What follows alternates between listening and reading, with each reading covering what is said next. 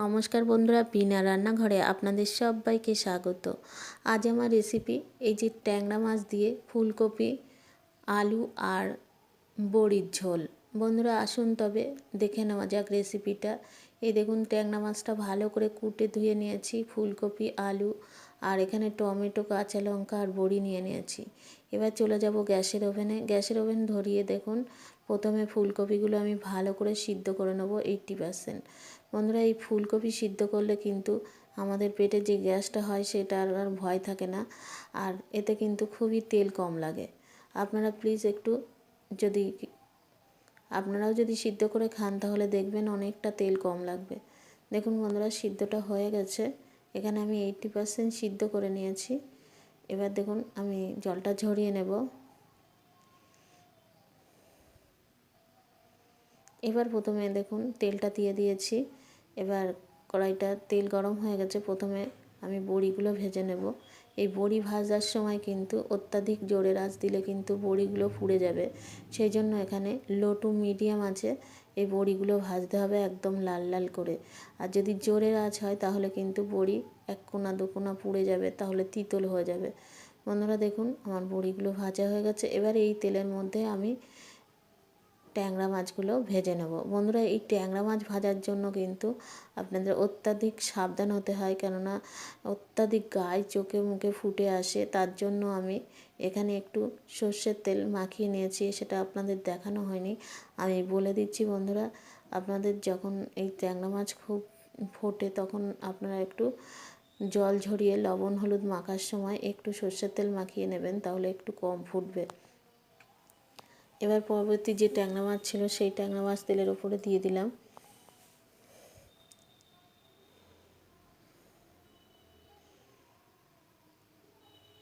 মাছগুলো ভাজা হয়ে গেছে, এবার আবার তেলটা দিয়ে দিচ্ছি। এবার এই তেলের মধ্যে আমি আলুগুলো ভেজে নিচ্ছি। ফুলকপির আলুগুলো প্রথমে আমি ভেজে নিচ্ছি। দেখুন ভাজা হয়ে গেছে। এবার এই তেলের ফোড়নে দিয়ে দেবো কয়েকটা কাঁচা লঙ্কা আর দিয়ে দেবো কয়েকটা গোটা জিরে। বন্ধুরা এটা একদম পাতলা ঝোল করব, কেননা আমার ছেলে মেয়ের সব পরীক্ষা আরম্ভ হয়ে গেছে। বন্ধুরা এখন কিন্তু কোনো রিচ রান্না হবে না, একদমই পাতলা ঝোল করব। এই দেখুন এখানে আমি দিয়ে দিচ্ছি কয়েকটা গোটা জিরে আর দিয়ে দিলাম আদা জিরে আর গোলমরিচের পেস্ট। এটা কষানো হয়ে গেলে এখানে দিয়ে দেবো 2 টুকরো মতো টমেটো। এই টমেটোটা একটু নরম হওয়ার জন্য এখানে আমি দিয়ে দেবো 1 চামচের মতো লবণ, তাতে তাড়াতাড়ি টমেটোটা গলে আসে।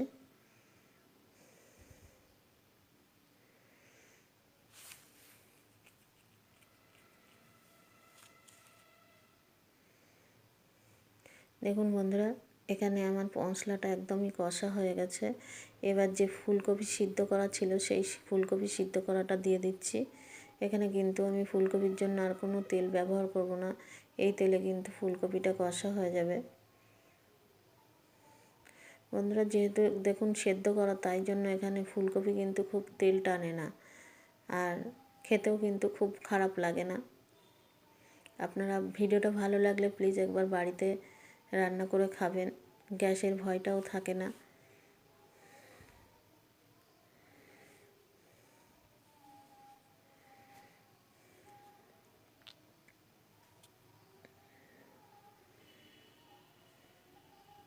এবার দিয়ে দিলাম 1 চামচ হলুদ।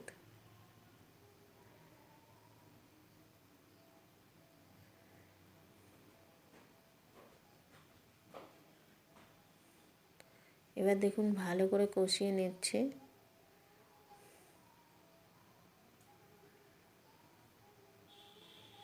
কষানোটা একদম হয়ে গেছে মশলার সাথে। দেখুন এই ফুলকপিটা একদমই কষানো হয়ে গেছে।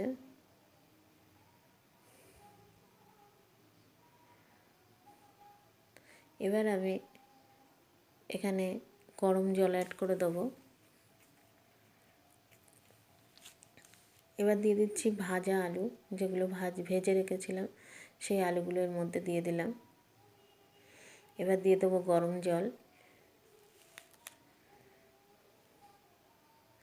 এবার দিয়ে দেবো বন্ধুরা যে বড়িটা ভেজে রেখেছিলাম, এই বড়িটা তাড়াতাড়ি দিয়ে দেবো, কেননা এই বড়িটা না তাড়াতাড়ি না দিলে এই বড়িগুলো ঝোলে ফুলতে চাইবে না, তাই জন্য আমি বড়িটা আগে দিয়ে দিলাম। মাছটা কিন্তু আমি একটু পরে দেব। এখন এবার মাছটা দিয়ে দেব।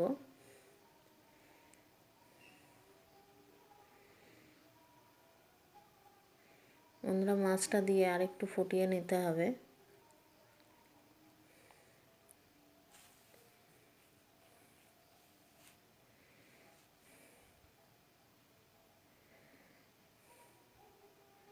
রেসিপিটা আমার একদমই কমপ্লিট হয়ে গেছে বন্ধুরা।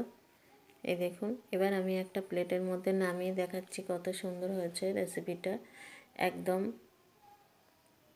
পাতলা ফুলকপি আলু ট্যাংরা মাছ বড়ির ঝোল। বন্ধুরা ভিডিওটা যদি আপনাদের একটু ভালো লাগে তাহলে প্লিজ বাড়িতে একবার বানিয়ে খাবেন, আর লাইক কমেন্ট শেয়ার করতে ভুলবেন না। বন্ধুরা এই রেসিপিটা যদি আপনাদের বন্ধু বান্ধব এবং আত্মীয় স্বজনের কাছে আপনারা প্লিজ একটু শেয়ার করে দেবেন, এটাই আমার অনুরোধ। আর বন্ধুরা আপনারা খুব ভালো থাকবেন, সুস্থ থাকবেন। আবার দেখা হবে বিনার এই রান্নাঘরে অন্য কোনো ভিডিওতে। ধন্যবাদ।